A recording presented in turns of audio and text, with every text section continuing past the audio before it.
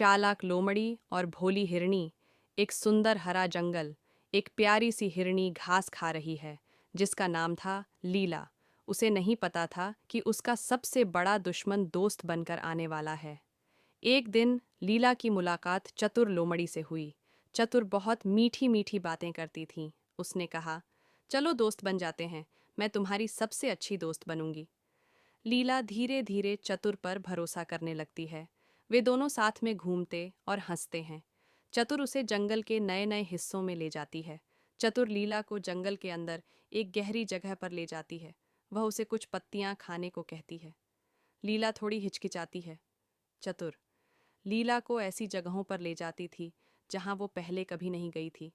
वो हमेशा कहती थी कि वहां सबसे अच्छी घास मिलती है, लेकिन लीला को कभी कभी अजीब सी महक आती थी और कुछ ठीक नहीं लगता था।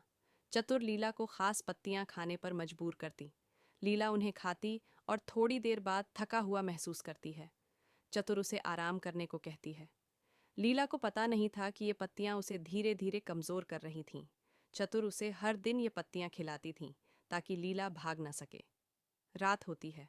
चतुर चुपके से लीला के पास बैठी है और शैतानी भरी हंसी के साथ उसे देख रही है। एक रात लीला को अचानक बहुत दर्द होता है।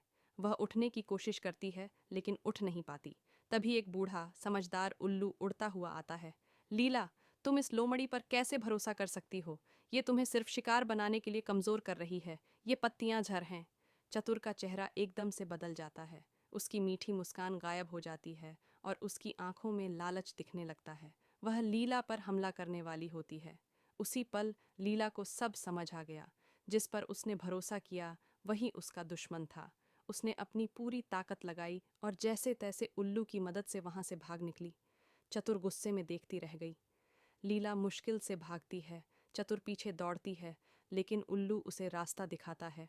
लीला अपनी जान बचाने में कामयाब हो जाती है। लीला अब सुरक्षित है। उल्लू उसके पास है। लीला थोड़ा रोती है, फिर हिम्मत करती है।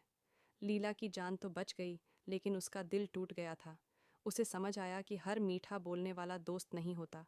उसने सीखा कि सच्चे दोस्त वही होते हैं जो बुरे समय में सही सलाह दें, न कि वे जो तुम्हें खतरे में डालें।